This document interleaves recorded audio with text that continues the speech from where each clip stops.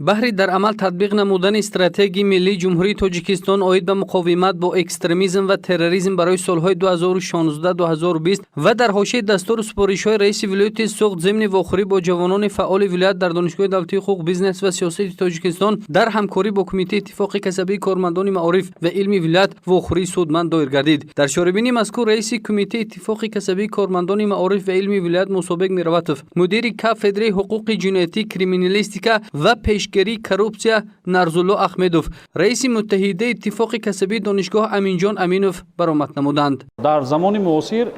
پرابلم هایی که با اکستریمیسم و تروریسم علاقمند هستند تمام جهان رو فرا گرفته است و البته هیچ یک خلق و ملت یا دولت نمیخواهد که در حدود دولتی و عملهای اکستریمیستی یا تروریستی به وجود آیند. البته حادثه‌های سالهای اخیر به ما نشان می‌دهد که اکستریمیسم و تروریسم ریشه دوانده در بسیار حالت‌ها برای مرگ شخصان بیگناه سبب می‌شود و ما این را گفته می‌تونیم در بسیار دولت‌های مثلا دولت‌های عرب، دولت‌های سوریه، دولت‌های در آن دولت‌ها که گروه‌های اکستریمیستی بسیار فعال هستند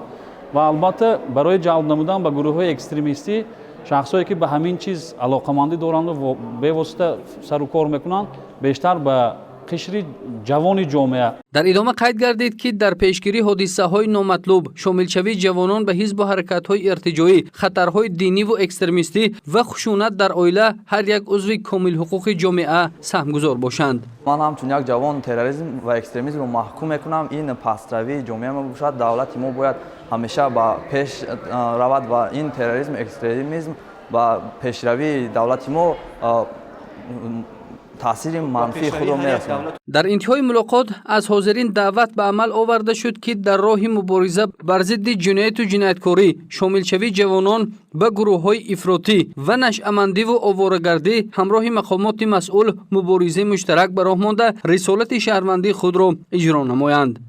همزمان از جانب رهبریت کمیته اتفاق کسبی کارمندان معارف و علمی ولایت و ریاست دانشگاه به استادان و دانشجویان فعال بهره در عمل تطبیق نمودن دستور سپارش‌های دولت و حکومت در سمت مبارزه با پدیده‌های نامطلوب سپاسنامه و مکافات‌های پولی و به دانشجویان فعال ادرار پولی تقدیم کرده شد.